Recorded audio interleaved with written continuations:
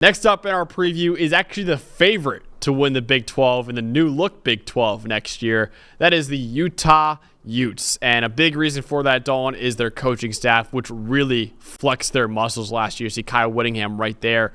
They went 8-5 and lost the Las Vegas Bowl, and you think, oh, yeah, that's not great. I mean, they won the last 2 Pac-12 titles before that. You got to remember, they didn't have their star quarterback in Cam Rising, and they didn't have their star tight end in Brant Kuithe for the entirety of that season. They had a pig farmer in Bryson Barnes playing quarterback for them the entire year as well. So really impressive job by Kyle Whittingham and his staff to even get to a bowl game, let alone win 8 games with the roster that they had. But the biggest strength of this team, Dalton, has to be that both Rising and Kuithe are back for another season. Absolutely, and if it brings anything, it brings stability, right? These are guys that led them to a Rose Bowl, led them to Pac-12 championships and everything like that, and it's just injuries have really derailed them, right? Cam Rising is probably one of the top 20 quarterbacks in the country when he's healthy, and Brant Kuithe's like a top 8 tight end. So talking about really, really talented guys coming into a team that won 8 games despite, look, you got 3 different quarterbacks. Actually, I should say 2 different quarterbacks. Rising never touched the field, but Barnes and Nate Johnson took a lot of snaps last year. You had safeties playing running backs. You had guys just trying to fill in the secondary all over. I mean, there was just so many things going on in a loaded Pac-12, but the 2 things they do have for sure now, if they're healthy, they have Cam Rising, they have Brant Kuithe, and they have one of the best home field advantages in college football. So it's never fun to go into Utah, no matter who's on the field, because Kyle Whittingham and those guys, they're going to have whatever 22 guys out there playing above their talent level and playing over their heads. Yeah, listen, they're going to want to keep Cam Rising and Brant Kuithe healthy. And if they want to do that, the pass protection has to get better, man. They were horrible in pass pro last year. 5th worst pass blocking grade in the country at a 46 mark last year. And 3 starters from their offensive line are gone now as well. So they really need to step up in terms of their pass protection, or else Cam Rising has been taking a lot of hits back there, which is a guy who's coming off a torn ACL. You don't want him taking a lot of hits. They got to improve the pass pro in order for him to stay healthy and be the quarterback that he's been, leading them to back-to-back Pac-12 titles and back-to-back Rose Bowl appearances as well for the Utes over the last 2 years. But tell me more about Cam Rising, Dawn. Obviously, we haven't seen him in over a year now. What should we know about him heading into, I believe, his 7th season of college football? It's a bit more intangible than we usually get around here. But what Cam Rising is, first and foremost, is a leader, right? And he just plays this inspirational brand of football. He's not the biggest guy. He's not the fastest guy. He doesn't have the biggest arm, but he's got the heart of a friggin' lion, man. I mean, you talk about breaking 48 tackles across 2021 and 2022. That's the 12th most by a Power 5 quarterback in the country. He's a productive passer, even though he doesn't have the strongest arm. He wins with accuracy. He wins with ball placement. He wins with timing. And he really doesn't turn the ball over, right? Across those 2 years, just a 2.4% turnover-worthy play rate. I think what you have is a guy who we need to see if he can make the big plays, right? And between the pass protection, the knee injury, and just kind of coming back and being in rhythm. The one thing you saw in 22 compared to 21 was a lot less production down the field on the deep ball, right? Is he going to be a more just conservative passer and just kind of work within the confines of a 15-yard box? Because he doesn't have the biggest arm. He doesn't, straight up. He's got a compact delivery. It's not leveraged for like the most velocity or the most air yards or anything like that. But he's a leader, and he does things his way. And if they can find plays downfield, then I start to think about, okay, this is a really, and they're an inner circle Big 12 contender anyway. Whittingham's going to have them in contention. But Cam Rising's health and his ability to make throws down the field is going to be a huge X factor for this team.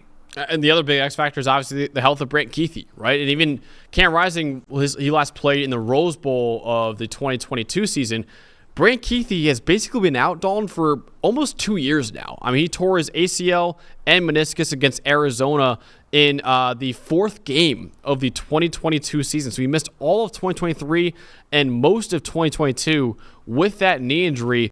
Even so, even though we haven't really seen him in 2 years, he's still one of the best returning tight ends in college football. In fact, I ranked him as my number 3 tight end in college football entering next year.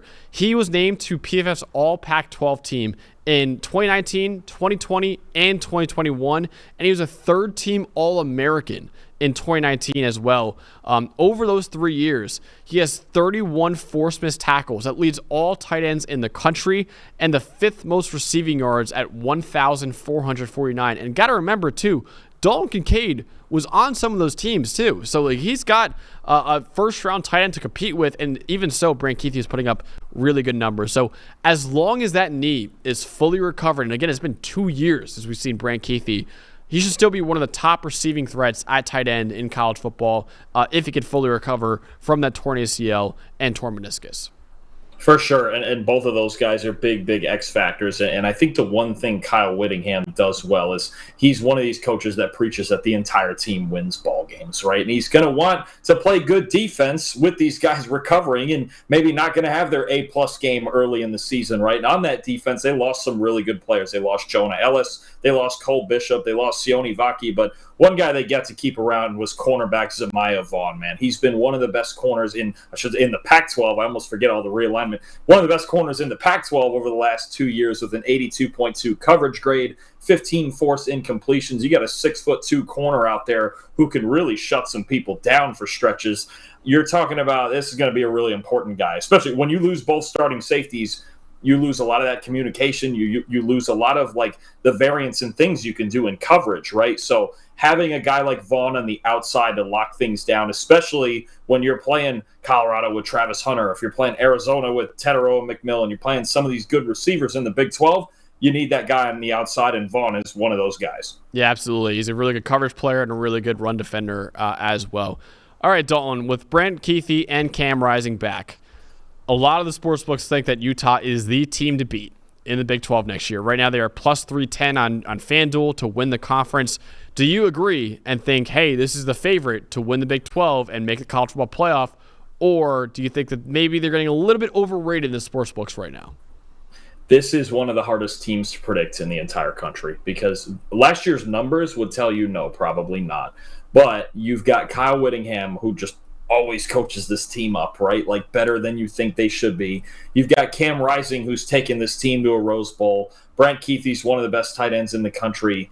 And they just have that thing where they find ways to win games, right? It like you almost sit there and at the end of some of those years, you go, they've won 10, 11 games. You go, how? Like, how do they do it when all these teams come in here with a Caleb Williams or with certainty, especially going into Utah? This is one of the best home field advantages in the country, right? So that's going to be a problem playing at altitude, playing in that stadium. It's wicked loud, and they just have that culture down there. So I think they're in that mix. I think you have to consider them in that mix just because of, even if only because of Kyle Whittingham and their reputation for situational football and just finding ways to win. I don't think they're the most talented team in the Big 12 by any means, but they find ways to play above it, right? It's almost like, to a lesser extent, like all those years we would watch Tom Brady and the Patriots and go, well, they have Tom, but like what else is here? And then they win 12 games anyway, right?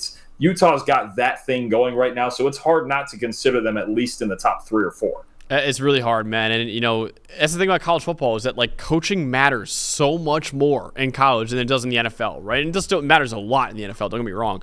But coaching is, like, that has to be a factor, right? Kyle Whittingham and his staff have always, like, again, Bryson Barnes was a pig farmer, and they won 8 games with him. And they had horrible passing grades, horrible pass blocking grades, not a lot going offensively, and somehow they still won 8-5, right? For any other program that would, like, tank a season, you take away your star quarterback and your star offensive player, and they were like, all right, we'll win 8 games. We're not going to win the Pac-12 like we did before, but we'll still win 8 games.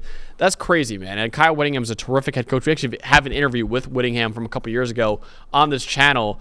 It's pretty funny going back to it because he actually said it was right before week 1, and I asked him, what's the time frame for Cam Rising and Brant Kuithe? He's like, oh, they're 50-50 for week 1. And they didn't play all year. So he's kind of holding his cards close to the chest in that one. I got to respect that from Kyle Whittingham. But, yeah, man, I'm intrigued by this team. And also, Dalton, they have an easy schedule, man. They play the 4th easiest schedule in the Big 12, according to our power rankings. And they play, I'm looking at it right now, they play Oklahoma State, they play Arizona, and Iowa State and Colorado and UCF, like that's winnable, right? I think the only game I'd maybe not pick them to win is maybe that Arizona game. But then again, like you said, the home field advantage, that's at Utah for that game. Right? There are huge splits last year, and this is the part that I think is actually, along with the health of the two big guys we've been talking about, there are huge splits last year on both sides of the ball in their production, home and road. On the road, they were one of the worst teams in the Pac-12. At home, they were maybe the best team in the Pac-12, except when Oregon came in there and laid the wood to them. But Oregon was a different beast altogether, right? That's going to be a big thing. I'm curious which of those games you just mentioned are on the road. Yes. All right. So they are on the road against Oklahoma State. They are on the road against Colorado, and they're on the road against UCF. They host Iowa State, and they host Arizona. Those are like the key games, I would say, on that schedule. So, man, Utah at Colorado is going to be fun, isn't it? Yeah. Wow. Yeah, I'm excited for that one. That one was in November. But, yeah, it's a great game. And honestly, Dalton, looking at that schedule, I think I might lock in Utah as one of my Big 12 championship teams, like to go to the game. I don't think they're going to win it all. I think Arizona is going to win the Big 12 championship, and I think Arizona – maybe they'll beat Arizona at home and then lose to Arizona in the Big 12 championship game. Maybe that's what's going to happen next year. But I really like that schedule for Utah, and I love the fact that they got Cam Rising and Brant Kuithe back, and I love, love, love their coaching staff. One of the best coaching staffs they have in college football. But that's what we got for our preview of the Utah Utes. Hey, thanks for watching the PFF College Football Show. Before I let you go, though, we have an unbelievable deal for you guys right now. If you use the code CFB25, you get 25% off your PFF Plus annual subscription. We've got the 2024 College Football Preview Guide that you can find over at pff.com, featuring the best players in the country from all 70 Power 5 teams, plus 10 Group of 5 teams that have the best chance at making the college football playoff as well. You can also gain access to NCAA premium stats for historical games, teams, and player tracking dating all the way back to 2014, so the last decade or so of college football. All the stats you can hope for, you can find in PFF Premium as well. Also, you can be the GM of your favorite NFL team with our unbelievable mock draft simulator where you can draft up to 7 rounds of players for your NFL team. And if you want to dominate your fantasy league, you can do that as well using the best fantasy tools on the planet. All of that and more with your PFF Plus annual subscription, which you can find for 25% off right now with the code you can find in the description.